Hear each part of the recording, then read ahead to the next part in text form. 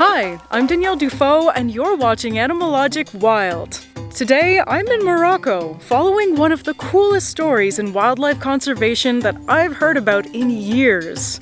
The rewilding of the Barbary macaque into Tazekka National Park here in Morocco.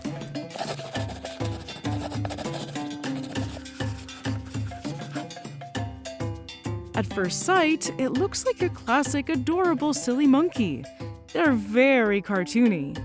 As individuals, they seem happy and silly, but as a species, their history for the past few thousands of years has been tied intimately with ours. They've been used as pets, given away as exotic gifts, exported as status symbols, and forced to be literal dance monkeys. They were abundant just a few decades ago, but today they're endangered. Thankfully, thousands of people are working hard to protect them. But before we get there, let's meet our little friends. What is a Barbary macaque? Macaques are the most widespread monkey genus in the world. You can find them from Northwest Africa to Southeast Asia, and as far north as Japan. The most famous members of the family are the snow-loving Japanese macaque, the rhesus macaque, which has become invasive in Florida, and the protagonist of this episode, the Barbary macaque. Their name comes from the medieval term for North Africa, which used to be called the Barbary Coast. These little guys have bragging rights for being the westernmost macaque and the only wild monkey in Europe. If you were asked to name a European animal, you'd probably get some side-eye for saying monkey. But with a colony of over 300 macaques living in Gibraltar, you'd be correct. Their history in Europe goes way back, thousands of years before that. These monkeys used to live in Europe all the way up to Britain and modern-day Germany. During the golden age of the Barbary macaque empire, you could find them across southern Europe, and some parts of Central Europe and the UK. In the south, in most of the Mediterranean coast and nearby mountains. But today, their living areas have been reduced to a couple of hotspots in Morocco, Algeria, and Gibraltar. Our interest in these monkeys is really the worst thing that's happened to them. While they were in Europe, they were likely a source of food, and we're probably the reason that they went extinct in the continent. Today, we're still their number one predator, but for a different reason: the illegal pet trade. Babies are taken from their moms and exported to Europe and sold for thousands of euros. They also continue to be used as entertainment for tourists. Here in the Medina of Marrakesh is one of the only places in the world where you can still have a captive Barbary macaque. Now we're gonna go in there and pretend we're enjoying the show, just so we can get closer to the monkeys and show you what's going on. Of course, we don't support using wild animals for entertainment, but we want to show you what it's like for the monkeys here. It starts as a classic hustle at any tourist destination. People approach you, smiling, and offer to take pictures. They refuse to give you a price and say that they take the pictures first. In this case, I got 2 young ones. After that, they're quickly taken away. The monkeys are also forced to perform some tricks, for which they charge you extra. It's a sad life for these monkeys. It's not easy getting a wild monkey to perform like this, which means that sadly, the illegal trade pipeline usually begins with baby monkeys. Some are kept here to be monkey clowns, and others drugged, forced into small containers, and smuggled into Europe and other black markets to be sold as exotic pets. But we won't show you that. Their numbers hit their low in 2002, when only about 10,000 Barbary macaques lived in the wild. Since then, the species has recovered a bit to about 15,000, thanks to protections by the Moroccan government. But they're still endangered. This is a lot of sad stuff, but I want to reiterate that we're here to tell you some good news. that not all things in conservation are doom and gloom. In Morocco, the government has banned capturing, killing, keeping, or selling macaques. In Algeria, they're also protected. And in the European Union, it's illegal to own, buy, or sell them without a permit. But of course, crime still exists, and monkeys continue to be captured. Thankfully, sometimes the criminals are caught and monkeys are given a second chance by government groups or NGOs. One of those organizations is APP, who are working to rehabilitate monkeys rescued from poachers. And guess what? We're heading there right now.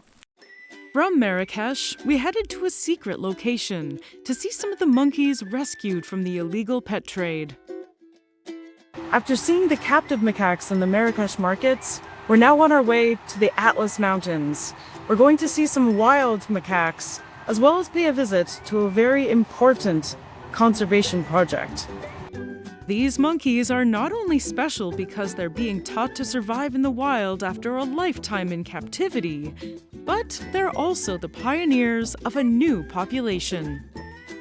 This secret location near Tazeka National Park used to be part of the Barbary macaque range, but habitat degradation and predation by dogs made them go extinct here.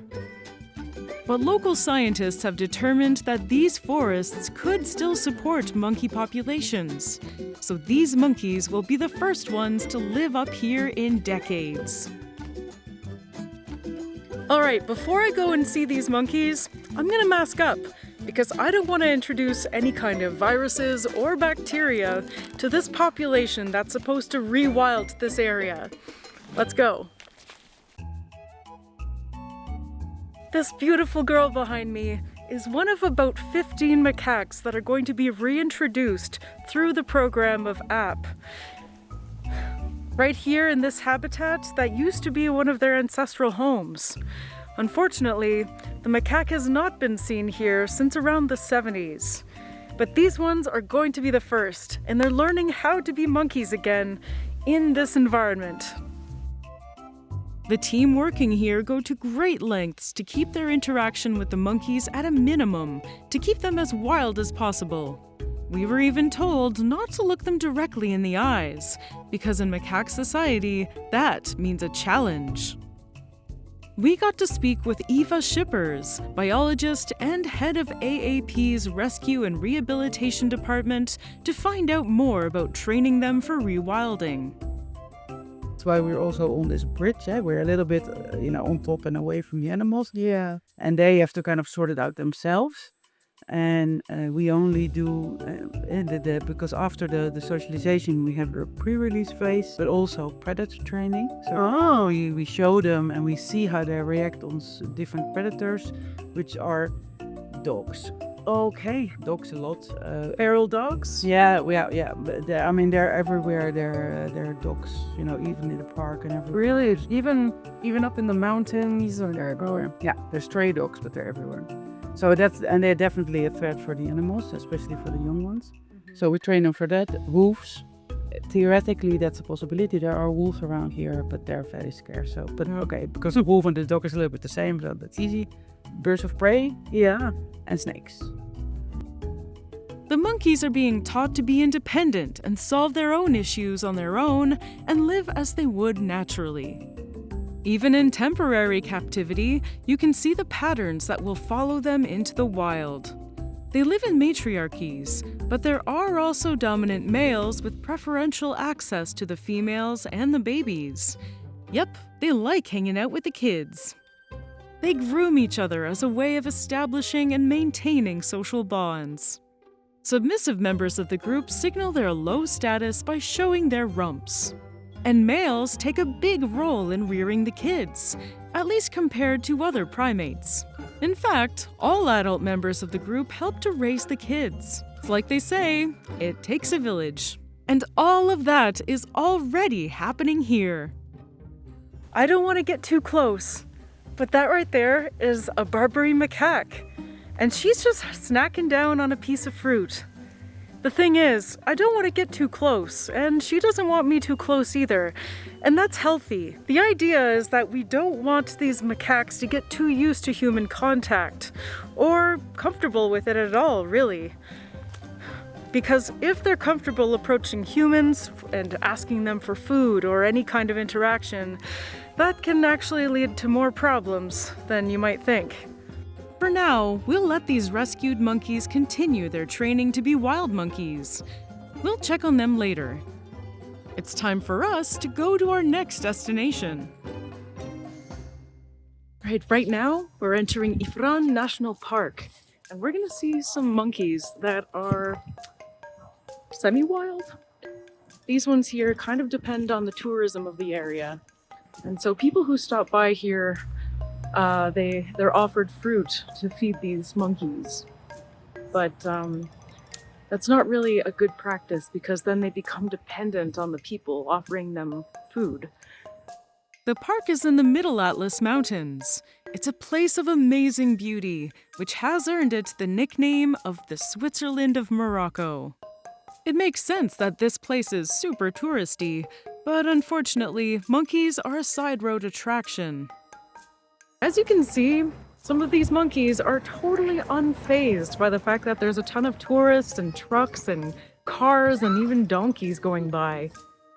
Unfortunately, that does lead to problems. And sometimes they'll get injured because they're right next to the road. The guy next to me, unfortunately, was missing a good chunk of his nose. There are people selling snacks to feed the monkeys. These snacks don't take into account the health of monkeys, and many of the monkeys look overfed. People like to give them candy too, which causes lots of issues with their teeth. And here in the semi-wild, there are no monkey dentists to deal with tooth decay. And as we learned at the AAP, people can introduce viruses, bacteria, and parasites to monkey populations. So even though in the short term the monkeys seem happy to receive food, their contact with people is indisputably terrible for them. On top of that, getting too used to people makes them more vulnerable to poachers. Luckily, many of them keep the instinct to jump up into a tree at the first sight of danger. Barbary macaques are incredible climbers, and that's kind of why they love the cedar trees here. It's because they grow really tall, not to mention they're pretty tasty to a Barbary macaque. In the wild, Barbary macaques forage throughout the seasons for young leaves, seeds, berries, roots, insects, and sometimes even the bark itself when winter gets rough. When they're not eating, macaques are usually flirting. Barbary macaques are certified lover boys, with a social system that heavily revolves around lots of monkey business. Sometimes even when the female is holding a baby, a bit rude. When the female is ready to mate, her peachy badonk lets the males know. It turns red and swells up. A big cushion means a high chance of getting pregnant. Sometimes the females get competitive for the male's attention as well. I've seen females presenting their inflated butts to the males and have another one chase her off and take his place. Well, of course, they're constantly flaunting what they've got, right in their faces too. Females mate with multiple males, and nobody really knows who the dads are.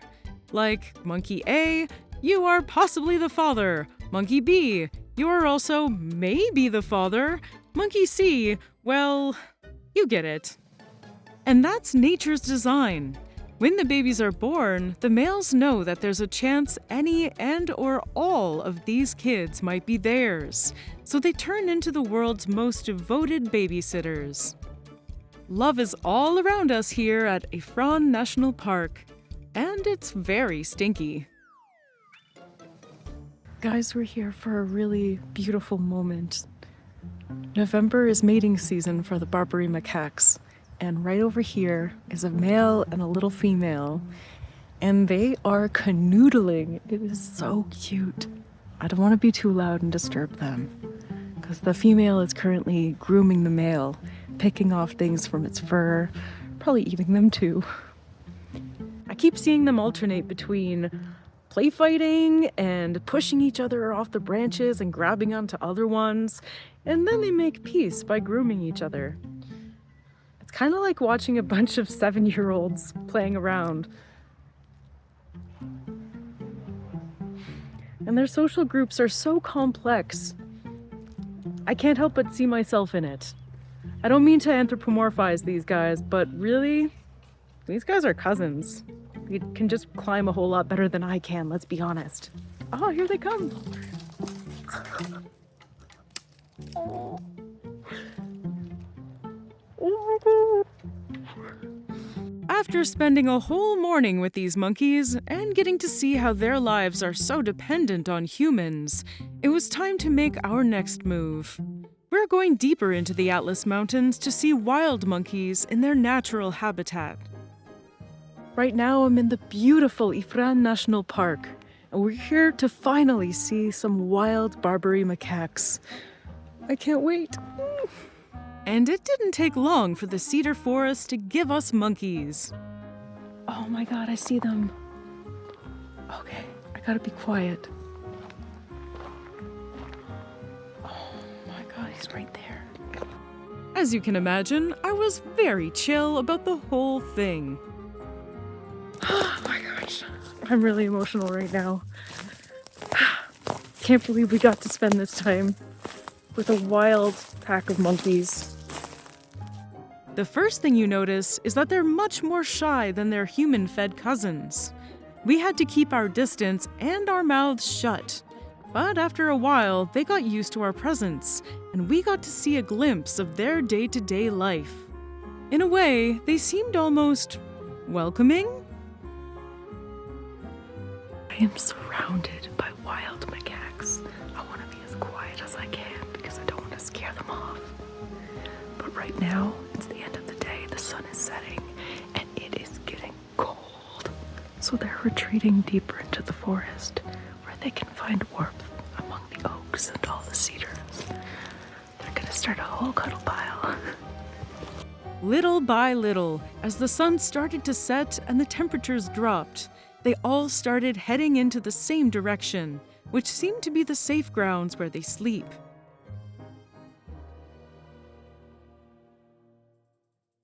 It is so cold right now. Whew. I wish I could make like a Barbary macaque and huddle up. The last thing I got to see here was a group of 3 macaques, one of them being just a little guy, probably about 7 months old. And he was in the middle. Classic macaque sandwich. This is exactly how we want to see monkeys living in nature. They're simultaneously beautiful, goofy, gentle, majestic, adorable, and most importantly, wild. It would take a few months for our monkey friends to take a walk on the wild side, but eventually, it was better than we could have hoped for. Eva and the group at AAP have sent us this special footage. The first release was a complete success. The first 15 monkeys were released, and the rest will be released soon. Some of the monkeys will wear GPS collars so that the researchers can track them and see how successful the reintroduction program is. So far, it's looking pretty good. See, I told you there'd be good news. Thank you, Morocco, for this amazing adventure. Getting to see these monkeys up close and seeing how hard everyone is working to protect them is really inspiring. Of course, there's still a lot of work to do, but I've found plenty of reasons to be optimistic. So what should we talk about next? Please let me know in the comments and don't forget to subscribe for new episodes every week. Thanks for watching. See ya!